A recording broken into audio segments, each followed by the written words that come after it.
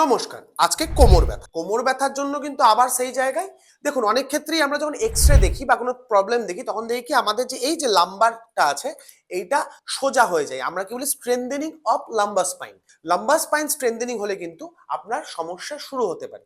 এক্ষেত্রে আপনি দেখবেন এখানে একটা লাল করা আছে। এটা কি?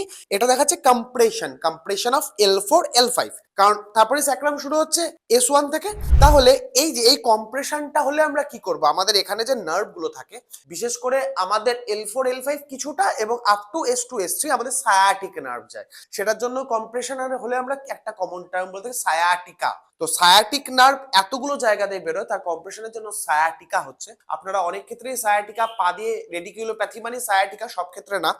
এখানে যে দেখতে পাচ্ছেন এটা ডিস্ক প্রোল্যাপস। কি হয়েছে? ডিস্কটা চেপে গেছে, compression. PIVD, prolapse of intervertebral disc. তাহলে এটা পিআইভিডি এর কেস। এবং আমাদের বেশিরভাগ ক্ষেত্রেই কি হয়, আমাদের লাম্বার স্পাইনটা স্ট্রেটনিং হয়ে যায়। আপনি যদি ভালো করে এটা দেখেন, দেখবেন এখানে একটা কার্ভেচার, এখানে একটা কার্ভেচার। তাহলে আমাদের সার্ভাইকাল আর লাম্বার কিন্তু একই লাইনে থাকে, আমাদের ডরসালটা একটু উঁচু থাকে। এটাই আমাদের নর্মাল পশ্চার। কিন্তু আমাদের হাঁটা চলা এবং আমাদের বাজে অভ্যাস কিন্তু আমাদের এই ক্ষতিটা করছে। যারা এরকম প্রবলেম ভুগছেন নিশ্চয়ই আমাকে পিন করবেন। সকলে খুব ভালো থাকবেন।